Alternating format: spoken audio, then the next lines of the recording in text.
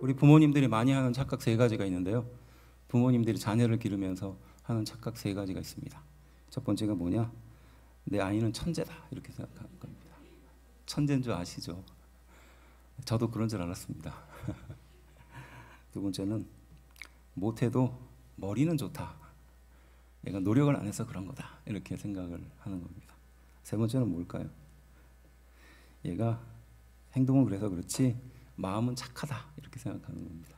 이 세 가지가 부모가 자녀에 대해서 대표적으로 오해하는 세 가지라고 합니다. 처음엔 이 아이가 마치 세상을 다 바꿀 것처럼 천재라고 생각하고 이렇게 뒤집기만 해도 그냥 얘가 뭔가 있나 봐 막 이렇게 생각하지만 나이가 들면 들수록 그것과 멀어지는, 그리고 부모님과 멀어지는 아이들을 발견할 때마다 참 그렇죠. 그래서 부모님이 자녀에 대한 이런 생각을 갖고 있다는 것은 어떻게 보면 자연스러운 일입니다. 그런데 왜 특별히 한국 사람들에게는 이 자녀에 대한 이런 것이 좀 더 강할까 생각을 좀 해보게 됩니다. 그리고 천재에 대해서 좀 사람들은 다분히 좀 허용적인 태도를 갖고 있는 게 사실이에요.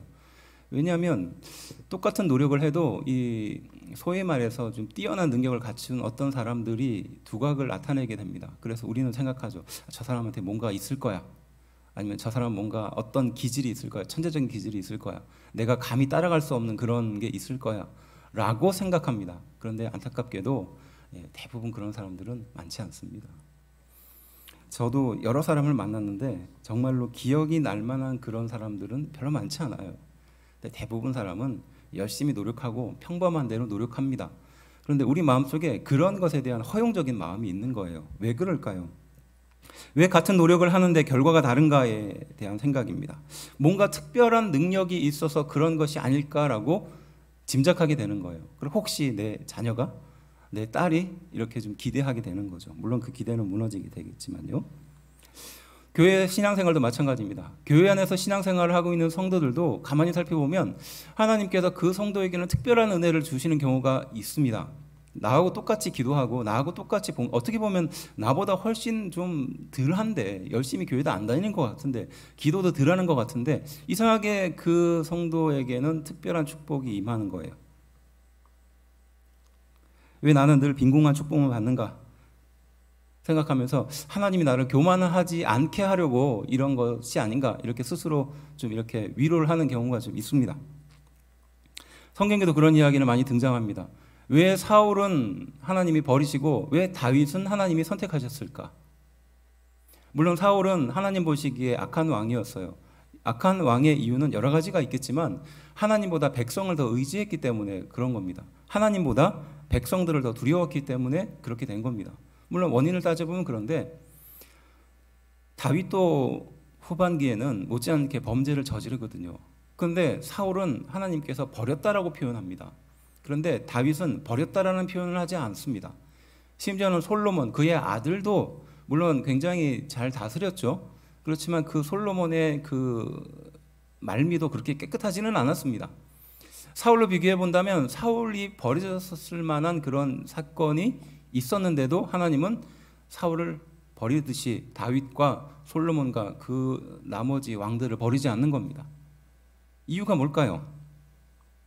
우리는 이런 생각을 하면 이유가 뭘까 생각합니다. 그러면서 윤리적으로나 혹은 어떤 다른 이유가 있겠지라고 생각만 하고 마는 거죠. 근데 그것을 우리의 현실에 적용하면 하나님은 내가 열심히 기도하고 열심히 찾고 구하고 헌신하고 여기까지 왔는데 왜 나에게 그만한 축복을 주지 않을까라는 그런 마음의 불평이 생길 때가 있죠. 그렇죠. 또 힘들고 어려운 일이 없을 때는 괜찮은데 어려운 일이 닥칠 때 이러한 불만이 더 커지는 겁니다. 그러면서 옆에 있는 사람들 지켜보면서 저 사람들은 그렇게 문제없이 잘 사는 것 같고 축복받으면서 그렇게 은혜 속에서 사는 것 같은데 왜 나는 이럴까라는 생각을 하게 되는 겁니다. 함께 읽은 말씀은요, 소년이었던 다윗이 이제 온전히 왕이 되어서 왕으로서 그 나라를 온전히 지배하고 난 뒤의 이야기입니다. 우리가 많이 알고 있듯이 이 소년이었던 다윗이 언제 세례를 안수를 받습니까? 15세에 받거든요. 그러니까 소년에 받은 거예요. 지금 이제 중학교 2학년 정도 그 나이에 기름 부음을 받는 거예요. 내가 함께 하겠다. 이렇게 하나님은 약속하십니다. 그리고 나서 언제 왕위에 오르냐? 30세에 오릅니다. 그러니까 무려 15년이 그 다윗의 인생이 진행하고 난 뒤에 이제 하나님께서는 왕으로 세웁니다. 그 끝이냐? 그건 아닙니다. 왕이 세워지고 난 뒤에, 왕으로서 세워지고 난 다윗의 인생에 7년이라는 기간이 더 흘러가요. 그 7년이라는 기간 동안 많은 일들이 있었습니다. 그리고 그 7년이 지나가고 난 뒤에 온전한 이스라엘 백성의 왕이 되는 겁니다. 그러니까 따져보면 몇 년이에요? 15년에서 무려 22년이라는 기간을 다윗은 그런 어려운 일들을 겪어내고 마침내 15세 때 하나님께서 말씀하신 한 나라의 왕, 이스라엘의 왕으로서 세움을 받게 되는 거예요. 그리고 5장 12절에 이렇게 말합니다.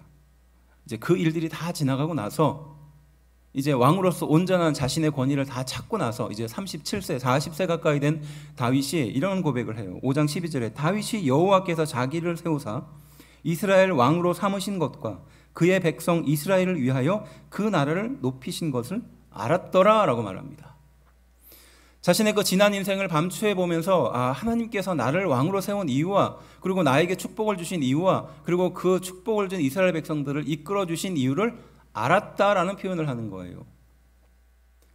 무엇을 알았을까요? 오늘 함께 살펴볼 내용입니다.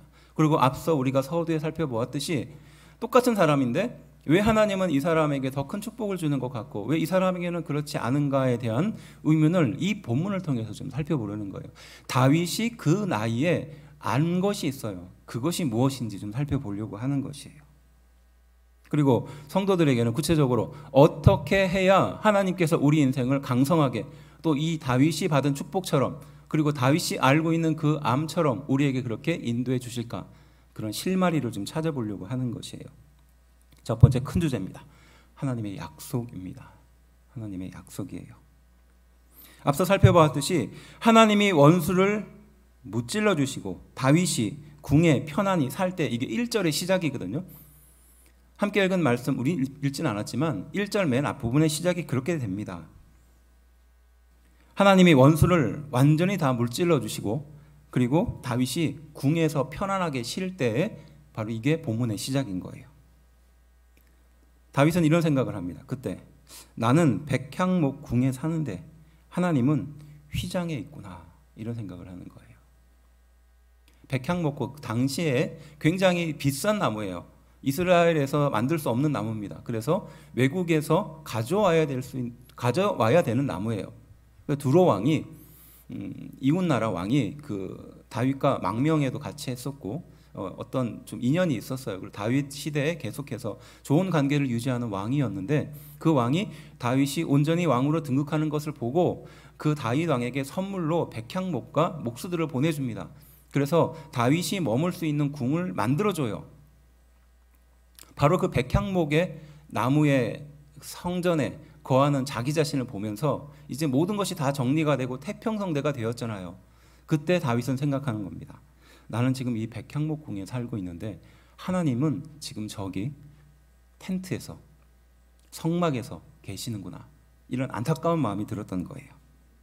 그래서 나단 선지자를 부릅니다. 당시의 선지자, 그러니까 처음에 다윗에게 세례를 베풀었고 그리고 나중에 물론 이후에 다윗의 범죄도 이 나단 선지자가 지적합니다. 어쨌든 이 나단 선지자를 불러서 다윗이 말하는 거예요. 그게 3절 말씀입니다. 나단이 왕께 아뢰되 여호와께서 왕과 함께 계시니 마음에 있는 모든 것을 행하소서 하니라. 이게 나단이 바로 다윗의 이야기를 듣고 했던 말이에요. 잘 들어보세요. 뭡니까?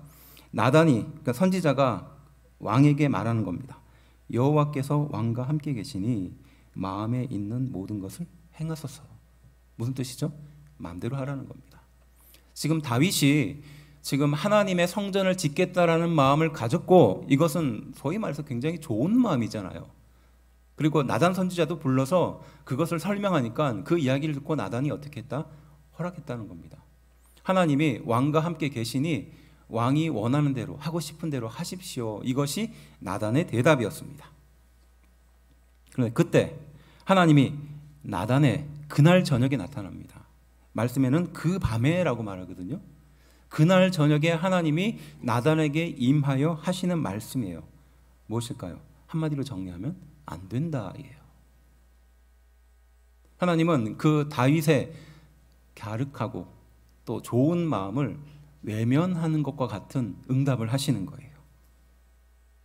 겸손한 다윗은요, 늘 하나님께 칭찬받았던 사람입니다. 심지어는 하나님이 다윗을 향하여 내 마음에 합한 사람이다. 그러니까 내 마음이 정해지는 대로 곧 다윗의 마음과 같다는 거예요. 얼마나 귀한 칭찬입니까? 이런 다윗이 자신의 인생의 모든 것이 이제 다 완벽하게 갖추어진 그때 하나님을 생각하면서 그래도 내가 백향목에 살고 있는데, 백향목 성전에 살고 있는데 하나님은 저기 텐트에 사는 것이 너무 마음에 찔렸던 거예요. 그래서 하나님을 위해서 성전을 지어야 되지 않겠느냐라고 물었을 때 하나님은 나타나서 하시는 말씀이라는 겁니다. 우리는 이러한 다윗의 태도를 보면서 무엇이 잘못이냐 생각할 수 있어요. 아니, 다윗이 뭘 잘못했길래 하나님은 그걸 막으실까 생각할 수 있습니다. 선지자 나단도 동의한 이야기잖아요. 당시 영적인 지도자였던 선지자 나단도 하나님이 다윗과 함께 하니까 하고 싶은 대로 하십시오, 허락한 내용입니다. 근데 하나님은 그날 저녁에 나단을 통해서 말씀하시는 거예요. 5절과 6절 말씀인데요, 우리 함께 한 목소리로 좀 읽어봅시다. 이렇게 말씀하신 겁니다. 시작. 가서 내 종 다윗에게 말하기를 여호와께서 이와 같이 말씀하시되 내가 나를 위하여 내가 살 집을 건축하겠느냐? 내가 이스라엘 자손을 애굽에서 인도하여 내던 날부터 오늘까지 집에 살지 아니하고 장막과 성막 안에 다녔나니라고 말합니다. 무슨 말이죠?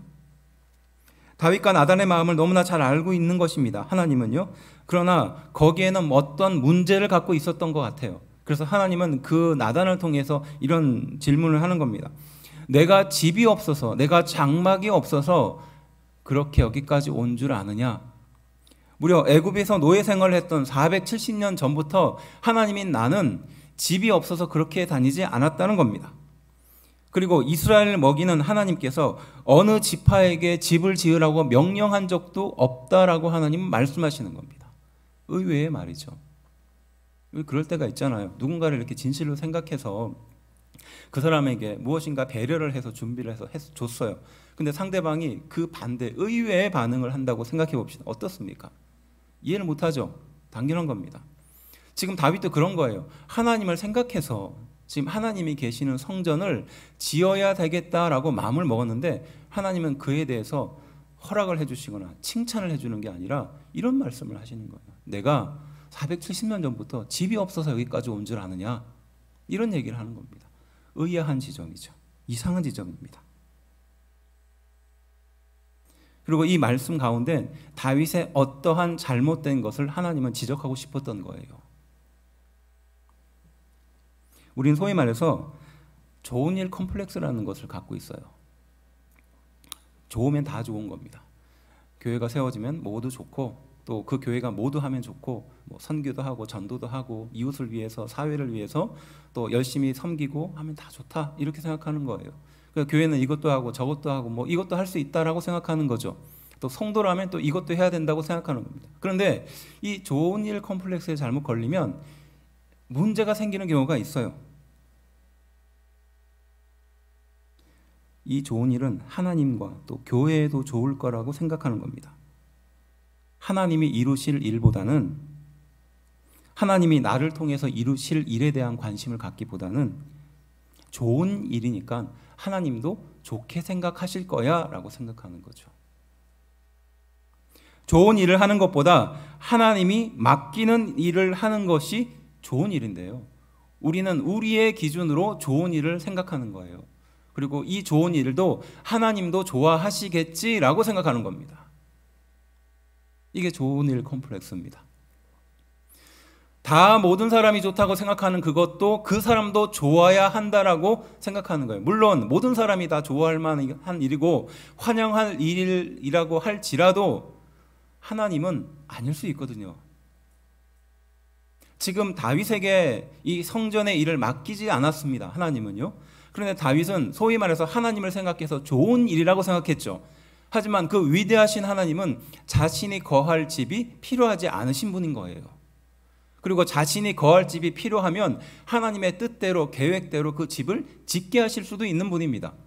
지금까지 470년이란 그 훨씬 많은 기간 동안 하나님은 자신의 집을 원하지 않으셨어요. 그런데 소위 말해서 다윗이 좋은 일을 그 좋은 일 컴플렉스에 걸려서 하나님이 계신 좋은 곳이 있어야 되지 않겠느냐라고 생각하면서 이것을 건의했던 거죠. 다른 말로 말하면 다윗의 그 마음속에 교만이 교묘하게 감추어져 있던 거예요. 교회를 사랑해서 하는 행동과 열심과 노력과 정의가 자기의 명분과 결합하는 순간 교회를 파괴하게 됩니다. 성도를 파괴하게 되어요. 용서보다는 미움에 집착하는 인생이 되어버리는 겁니다. 이걸 말하는 거예요. 대한민국에 얼마나 많은 교회가 있습니까? 그 교회에 정말로 많은 사연들이 있잖아요. 누구의 잘못이라고 말할 건 없어요. 결국은 지도자인 목회자의 잘못입니다. 최종 책임은 목회자에 있어요. 그렇지만 책임의 여부를 떠나서 그 안에 있는 성도들 혹은 목회자가 잘못된 정의에 사로잡히는 순간 교회는 싸움터가 되고 말아요. 정의를 대결하는 장이 되고 만 것이죠. 그래서 위대하신 하나님이 양쪽 편에 나누어서 어느 편에 서야 될지 모르는 애매한 상황이 발생하는 겁니다. 교회를 사랑하는 마음은 너무나 귀하죠. 그렇지만 그 귀한 행동에 자신의 명분과 정의가 결합하는 순간 그때부터 큰 문제가 생기는 겁니다. 너무나 잘 알고 있듯이 예수님께서 이 세상에 오셔서 성전 앞에서 거래하고 장사하고 있는 그 사람들을 향하여 하신 말씀이죠. 주의 전을 사모하는 열심이 나를 삼킬 것이다, 이렇게 말했잖아요. 요한복음 2장 17절 말씀입니다. 하나님을 향한 열심과 그 충성이 오히려 나를, 하나님을 삼키게 될 것이다 라고 예수님이 말씀하시죠. 그리고 그들을 엎으시면서 그들이 팔고 있는 그들의 모든 재물들을 다 보내면서 말씀하신 내용이라는 거죠. 물론 이에 대해서 다양한 말들이 있어요. 왜냐하면 거룩한 양을 구별해야 되는데 그 양을 멀리서부터 가지고 오면 반드시 상처를 입게 돼 있거든요. 그러니까 그 성전 앞에서 일정 부분 돈을 사고 귀한 양, 흠 없는 양을 사서 제물로 드리면 하나님이 기뻐하실 거라는 겁니다. 그렇죠. 마음과 이 의도는 좋아요. 근데 여기에 뭐가 개입하기 시작하는 겁니까? 그 안에 종교의 기득권들이 들어와요. 그리고 장사하시는 분들이 여기에 들어오기 시작합니다. 그래서 어떻게 하죠? 네, 가지고 온 양보다 그 교회 성전 앞에서 파는 양을 더 비싸게 받는 거예요. 그리고 자기가 직접 가지고 온 그 양, 정말 귀하게 가지고 온 양 있잖아요. 그 양을 제사장 앞에서 검사를 맡아야 되는데 제사장이 이것을 트집을 잡아서 돌려보내는 겁니다. 결국 뭐 하죠? 그 양을 사게 만드는 거예요. 무엇보다 하나님께서, 그 위대하신 하나님께서 그 마음의 중심을 꿰뚫고 계시기 때문에 그들의 마음속에 하나님을 섬기고 사랑하겠다라고 말하는 그 행동 뒤에 교묘하게 숨겨져 있는 교만을 하나님은 지적하고 있는 겁니다. 그래서 너희의 열심이 하나님의 성전 그리고 나를 삼키게 될 것이다 라고 예수님은 경고하고 있는 거죠. 마찬가지로 다윗도 그 모든 일들이 다 정리가 되고 난 뒤에 그 태평성대에 하나님을 위한 성전을 짓겠다라는 그 말 뒤에 교만이 숨어 있던 거예요. 사람의 손으로 지은 성전이 필요하지 않는 하나님의 손으로 지은 성전이 필요하다라는 것을 말하는 겁니다. 그렇다고 우리 인간적인 노력을 하지 말라는 건 아니에요. 열심을 다하고 충성을 다하지 말라는 건 아닙니다. 인간이 무엇을 위해서 해드릴 것이 중요한 게 아니라 여기서 더 중요한 것은 하나님만이 인간에게 모든 것을 해주실 수 있는 분이라는 것이에요. 믿으십니까? 우리는 하나님께 무엇인가 한다라는 것을 자꾸 생각해요. 물론 하나님께 섬기고 봉사하고 헌신하고 기도하고 좋죠. 귀하게 보죠. 하나님이 그 인생을 축복하실 것입니다. 그런데 여기에 자의가 들어가기 시작하면 거기서 문제가 생기는 거예요. 내가 이렇게 열심히 기도했는데, 내가 이렇게 열심히 충성했는데, 내가 이렇게 열심히 주의 일을 힘쓰며 노력을 했는데 하나님 이게 뭡니까? 라는 그런 이야기가 나오는 겁니다. 그래서 하나님은 그러한 다윗에게 말하는 겁니다. 나는 그 성전이 필요하지 않다는 겁니다. 하나님만이 인간에게 모든 것을 주실 수 있는 분이지 인간인 너희가 하나님인 나에게 줄 수 있는 것이 아니라는 겁니다. 이 말을 성경은 다른 표현으로 어떻게 말하는가? 인간의 제한을 받지 않는 하나님이라는 표현을 쓰는 거예요. 그렇지 않겠어요? 우리가 하나님께 드리는 헌금과 하나님께 드리는 봉사와 헌신을 아마 장부에 적기 시작했다면 어깨가 이렇게 올라갈 거예요. 그렇죠? 그런데 이것이 하나님께서 나에게 주신 것이고 나에게 주신 것에 대한 감사의 표현으로 구별해 드린다면 그것은 한없이 부족하고 연약한 것입니다. 그렇죠? 그런데 자꾸 내가 한 것들과 내가 노력한 것들을 자꾸 생각하고 그것을 하나님 앞에 보여주고 드러내기 시작하면 그때부터 바로 이 다윗과 같은 교만이 시작된다는 겁니다. 그래서 바로 그날 저녁에 하나님은 나단 선지자를 찾아가서 그러한 다윗의 마음을 멈추게 한 거예요. 한마디로 이겁니다. 다윗이 성전을 세우는 것이 아니라 하나님인 내가 성전을 세운다. 믿으십니까? 성도들이 교회를 세우는 것이 아니라 하나님이 성도들을 통해서 교회를 세우신다. 목회자가 교회를 이끌고 가는 것이 아니라 하나님이 목회자를 이끌고 가는 것이죠. 믿으십니까? 결국 이겁니다.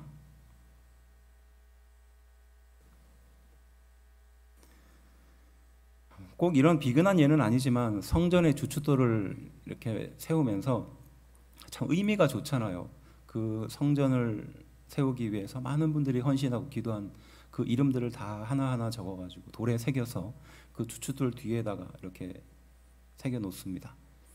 그래서 나중에 이제 교회가 증축을 하거나 개축을 할 때 그 머릿돌에 있는 이름들을 생각하면서 후손이 그 이름을 보겠죠. 그럼 이 교회, 아름다운 교회를 이분들의 헌신과 기도로 세웠구나. 정말로 귀하잖아요. 정말로 귀한 의도입니다. 그런데 그걸 뒤집어서 생각해 보면 사람의 이름을 내려고 거기에 쓴 거는 아니거든요. 그분들도 순수하고 선한 마음으로 하나님을 바라보면서 그렇게 희생하고 헌신한 것인데 하나님이 알아주면 되는 거죠. 그렇지 않습니까? 그걸 안 하겠다는 것이 아니에요. 그 마음속에 경계해야 할 것이 있다라는 것입니다. 하나님은 왜 다윗이 성전 짓기를 원하지 않으셨을까? 다윗이 범죄했을까요? 다윗이 피를 흘렸기 때문입니까? 물론 그렇게 말씀하시기도 했지만 하나님은 각자의 역할과 사명이 있다는 것을 뚜렷하게 말씀하고 싶으신 거예요. 우리 인생에도 마찬가지입니다. 어떤 사람에게선 이 역할을 감당하게 하는 거예요. 어떤 사람에게는 여기까지 하라고 말씀하시는 겁니다. 그래서 나무를 심는 사람이 있어요. 씨앗을 뿌리는 사람이 있죠. 또 그 나무를 통해서 그늘을 누리는 사람이 있어요. 또 어떤 사람은 별로 노력도 하지 않았는데 열매를 따서 먹는 사람들이 있습니다. 그리고 또 어떤 사람은 그 나무를 뽑고 다시 나무를 심어야 될 사람이 있습니다. 하나님은 각자에게 그 시대에 따라서 맡겨주신 사명과 사역들이 있다는 겁니다. 그것을 알고 인정하고 순종하면 되는 것이죠. 왜 내가 열매를 따먹지 못합니까? 라고 하나님께 따져도 무엇이 남겠습니까? 다윗의 이 생각을 막고 하나님은 한마디로 이 상황을 정리하십니다. 7장 27절인데요. 다윗이 했던 고백이에요.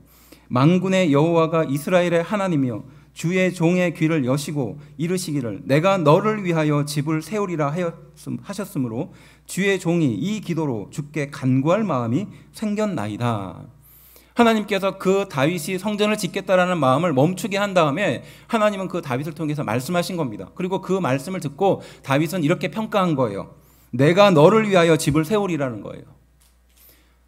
다윗은 내가 하나님을 위해서 성전을 세우겠습니다라고 말했는데 하나님은 그 말을 바꾸어서 어떻게 표현했다? 내가 너를 위해서 성전을 짓겠다라는 겁니다. 집을 짓겠다라는 겁니다. 다윗이 네가 나를 위해서 하나님을 위해서 성전을 짓겠다는 것은 교만이라는 겁니다. 반대로 그러한 다윗에게 내가 집을 지어줬다는 거예요. 내가 너의 인생을 인도했다는 겁니다. 다윗이 하나님의 집을 짓고 싶다고 말하자 오히려 하나님인 내가 너를 위해서 지금까지 집을 세우고 인도했다라고 하나님은 말씀하시는 겁니다. 믿으십니까? 내가 지금까지 여기 왔다 생각하고 내 마음과 내 의지와 어떤 내 계획을 가지고 여기까지 왔다 생각했는데 그래서 그 여분으로 감사해서 분에 넘쳐서 축복이 넘쳐서 하나님께 무엇인가 해줄 수 있다라고 생각해서 성전을 지어야 되지 않겠는가 생각하는 그 생각 속에 하나님은 교만을 지적하신 거예요. 그리고 네가 집을 세운 것이 아니라 너의 계획으로 여기까지 온 것이 아니라 네 생각이나 네 마음으로 온 것이 아니라 하나님이 내가 너를 여기까지 오게 만들었다라고 말씀하시는 것이에요.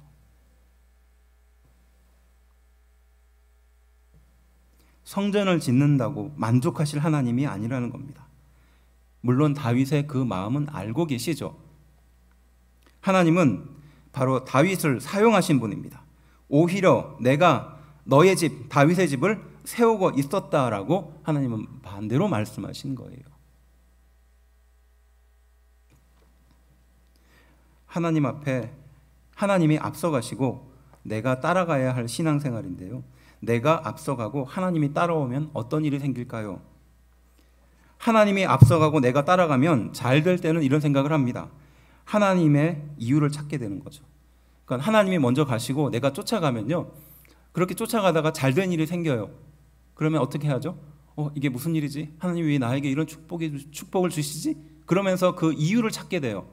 그리고 그 이유에 합당하도록 그 축복을 사용합니다. 그러면 하나님은 그 축복에 더 넘치도록 채워주시는 분이잖아요. 그렇죠? 근데 잘 안 될 때, 범죄할 때 죄에 민감하게 되는 겁니다. 엎드림의 일상화가 되는 거죠. 그리고 늘 자신의 원래 상태, 아무것도 가지지 못했을 그 상태를 돌아보게 되는 겁니다. 하나님이 앞서가고 내가 따라가는 신앙의 상태는 이렇게 반응해요. 그런데 내가 앞서가고 하나님이 따라오게 만드는 신앙생활은 좋은 일이 생기면 어떻게 됩니까? 내 의지도 좀 들어갔다. 내 노력도 좀 들어갔다. 내가 그래도 저 사람보다는 좀 선하게 살지 않았냐? 라는 생각을 하게 되는 겁니다. 범죄하거나 잘못된 일을 만나면 어떤 생각이 듭니까? 이 정도는 용서해 주겠지. 하나님은 이 정도는 눈 감아 주겠지. 허용적이 되는 거예요. 내가 기도한 세월이 있는데, 내가 저 세상 사람들보다 선하게 산 세월이 있는데 하나님은 이 정도는 괜찮다라고 말씀해 주겠지라는 생각을 하게 되는 거죠. 이게 하나님이 앞서가고 내가 따라가는 사람과 내가 앞서가고 하나님을 따라오게 만드는 사람의 두 가지 태도라는 거예요. 다윗에게 성전은 안 된다라고 하시는 그 말씀은 바로 그 다윗이 가지고 있는, 인간이 가지고 있는 한계를 보여주고 싶으셨던 거예요. 근데 여기서 끝이 아닙니다. 하나님은 바로 그 다윗에게 약속을 하는 거예요. 언약을 하는 겁니다. 이게 하나님의 약속이에요. 그리고 이 언약은 굉장히 중요한 특징이 있어요. 상호 계약이 아닙니다. 네가 이만큼 열심히 노력하면 하나님이 내가 이만큼 너에게 축복해 줄 거야 라는 상호 계약이 아닙니다. 일방적인 계약이에요. 이게 언약의 특징입니다. 그래서 이 대표적인 예가 이제 다시는 물로 심판하지 않을 것이라고 하나님께서 이 세상을 물로 심판하시고 난 뒤에 하신 말씀이 언약이거든요. 하나님의 후회가 담겨 있는 말입니다. 더 큰 죄를 지어도 물을 통해서 다시 한번 심판하지 않겠다라는 약속을 가지고 있는 겁니다. 그래서 이런 예들이 성경에 많이 등장해요. 우리 계수가 대표적인 예입니다. 숫자를 헤아리는 거잖아요. 그래서 똑같은 계수인데 하나님께서 세어라 라고 말할 때는 하나님은 그것을 허용해 주십니다. 그런데 하나님이 허락하지 않았는데 계수를 하면 하나님은 범죄라고 취급하시거든요. 이게 대표적인 예입니다. 다윗의 인생을 살펴보면서 너를 높이고 방황을 끝내게 한 것이 하나님이 나다라는 겁니다. 네가 잘나서, 네가 어떤 조건을 갖추어서 하나님이 내가 너를 높이고 지금까지 인도해 주시고 그리고 그 이스라엘 왕으로 세운 게 아니라는 겁니다. 하나님이 선택했기 때문에 이런 선택의 은혜를 알고 교만하지 않아야 될 필요가 있는 것이죠. 사울이 바로 그것을 잘못한 겁니다. 사울이 그 선택이 이스라엘 백성이라고 생각했던 겁니다. 이스라엘 백성들이 자기를 선택하고 그 선택의 힘으로 하나님이 자기를 쓰신 것이라고 생각하죠. 그러니까 하나님보다 이스라엘 백성들이 더 의식이 됐던 거예요. 목회자도 마찬가지예요. 성도들이 의식이 되면요, 그때부터는 목회자의 타락이 시작이 됩니다. 그렇지 않겠어요? 성도들보다 하나님이 더 의식이 돼야 돼요. 하나님의 말씀이 내 자신을 더 찌르고 그리고 그 말씀의 기준으로 계속해서 살지 못하는 자신을 회개하며 그게 항상 내 마음에 긴장감이 되어야 합니다. 그런데 어느 날부터 성도들이 하는 행동과 말이 의식이 되기 시작하면 그때부터 문제가 항상 생기게 돼 있어요. 하나님보다 성도를 앞세우게 되니까요.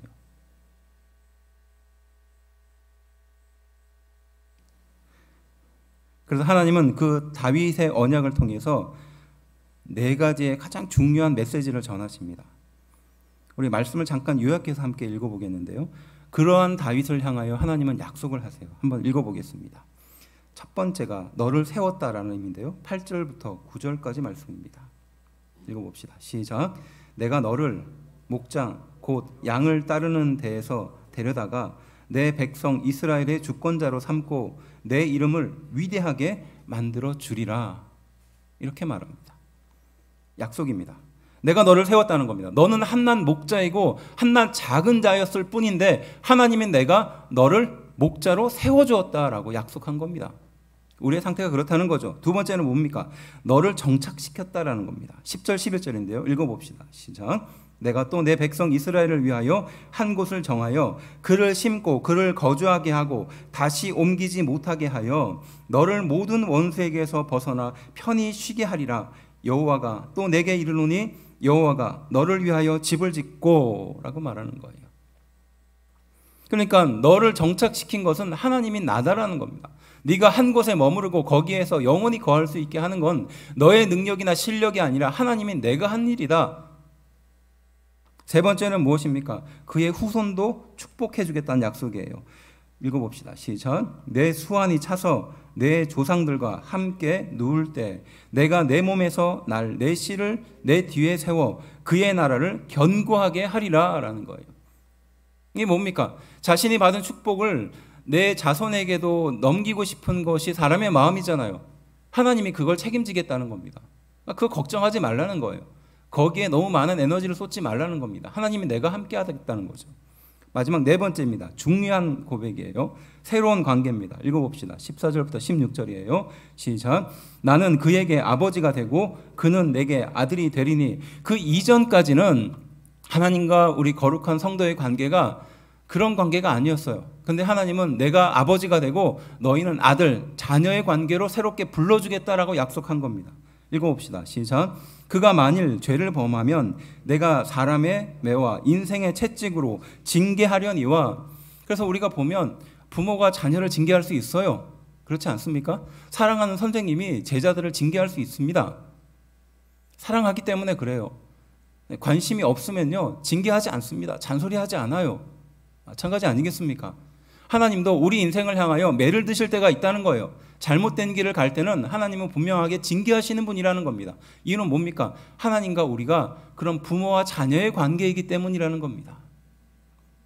또 말씀하십니다. 내가 내 앞에서 물러나게 한 사울에게서 내 은총을 빼앗은 것처럼 그에게서 빼앗지는 아니하니라. 무엇입니까? 사울이 잘못을 했을지라도 네가 만일에 사울과 같은 더 심한 잘못을 한다 할지라도 내가 너에게 준 축복은 뺏지는 않을 것이다 라고 약속해 주는 거예요. 이게 새로운 관계라는 겁니다. 그 전에는 하나님과 이스라엘 백성 사이가 계약의 관계였다면 이제는 새로운 계약으로 묶인 거예요. 네가 아무리 큰 잘못을 해도 사울처럼 그 원래 자리로 뺏지는 않을게. 그 축복을 계속해서 줄 수 있게 인도해 줄게. 물론 하나님께 범죄하고 잘못된 행동을 했을 때는 그에 합당하도록 하나님은 어떠한 징계를 내립니다. 하지만 영원히는 망하지 않게 해줄게. 끝까지는 지켜줄게. 이런 약속을 하시는 거예요. 마지막에 뭡니까? 내 집과 내 나라가 내 앞에서 영원히 보존되고 내 왕위가 영원히 견고하리라. 이렇게 말하는 겁니다. 네 인생이 끝나지 않고 너의 가족이 끝나지 않고 내 왕위가 끝나지 않고 내 나라가 끝나지 않을 것이다. 하나님이 내가 너를 지켜주겠다. 믿으십니까? 이게 새로운 관계예요. 하나님과 우리는 계약하지 않았습니다. 새로운 부모와 자녀의 관계로 우리를 부르신 줄로 믿습니다. 이것은 상호 계약이 아니에요. 내가 열심히 무엇인가 해서 얻는 것이 아닙니다. 일방적으로 하나님은 나에게 말씀하신 거예요. 범죄하고 멸망하는 것처럼 보여도 하나님은 결국 우리를 통해서 이루어 주실 것이다라고 약속한 겁니다. 죄를 회개하고 엎드리면 하나님께서 높이 사용하실 것입니다. 마치 무엇과 같을까요? 그리스도 예수께서 영원히 이 세상에 오셔서 다스리는 것을 말하는 겁니다. 그러니까 여기서 말하는 하나님은 아버지가 되고 너희는 나의 아들이 될 것이다라는 것은 이 시편에 나오는 말씀이거든요. 그리고 이 말씀은 어디에 사용되느냐? 메시아가 올 것이라는 것을 약속하는 말씀에 사용되는 말이에요. 그러니까 그 이전까지는 너희가 잘못을 하고 실수를 하면 그에 합당하도록 그 매질을 하고 그에 합당하도록 하나님은 분노하셨습니다. 그런데 그 뒤에는 사랑이 담겨 있어요. 내가 너희를 포기하지 않았다는 겁니다. 다시 돌아올 때까지 기다리겠다는 겁니다. 비록 지금은 징계지만, 지금은 고통이지만 그 고통을 통해서 너희가 다시 하나님의 품으로 돌아오기를 바라는 간절한 마음이 담겨 있는 거죠.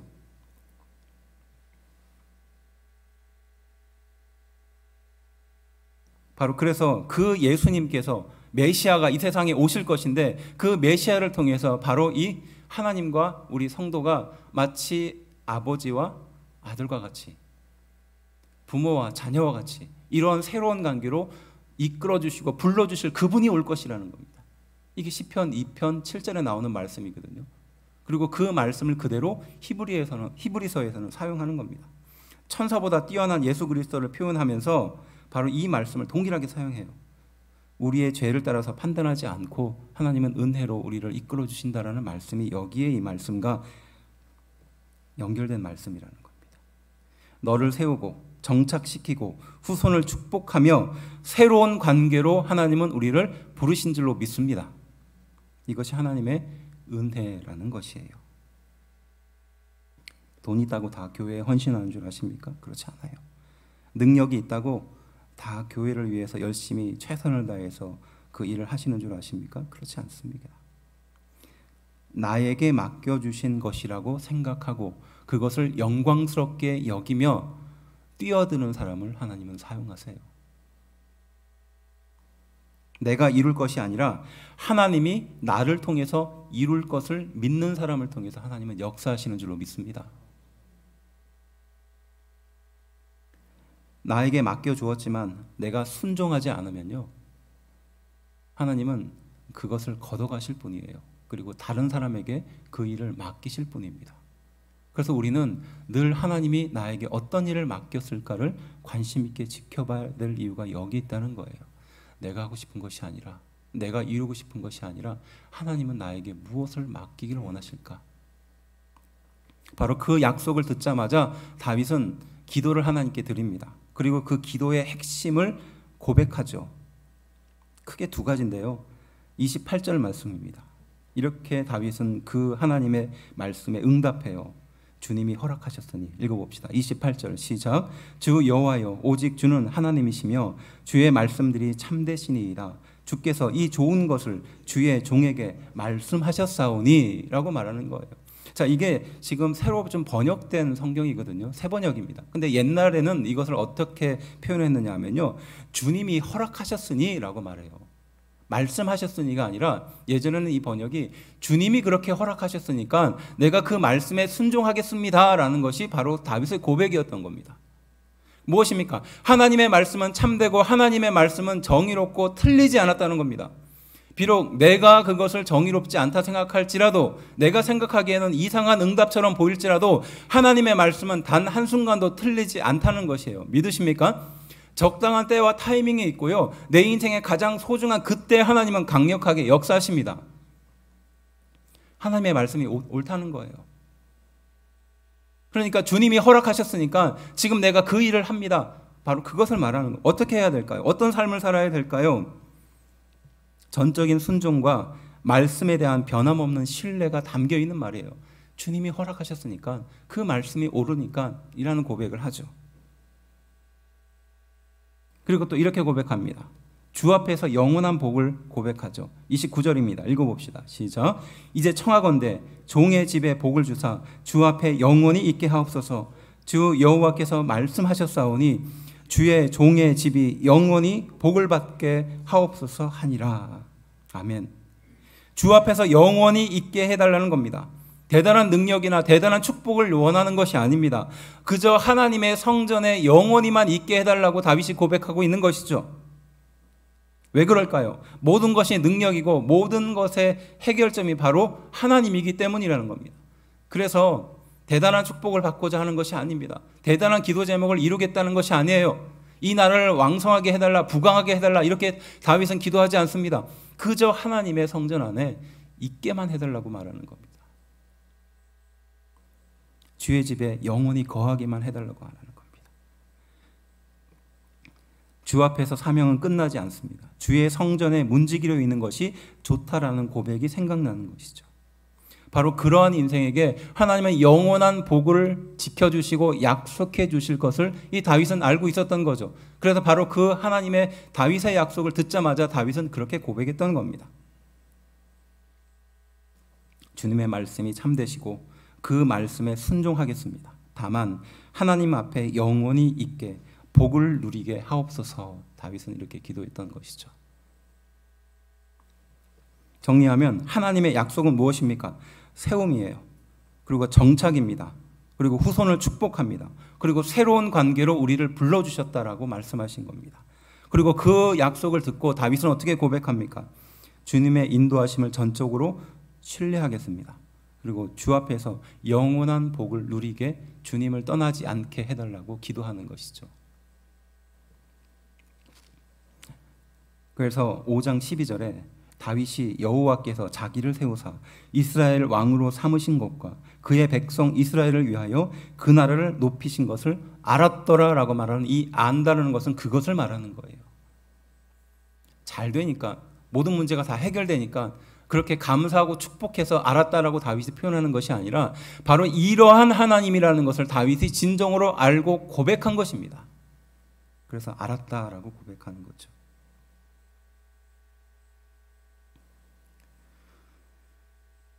겸손한 다윗이 하나님을 늘 의식했던 다윗이 중심을 잃지 않았던 비결이 바로 여기에 있던 겁니다.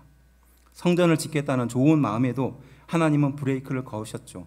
그리고 네가 집을 짓는 것이 아니라 하나님은 내가 너에게 집을 짓고 집을 준다라고 말씀하시는 겁니다.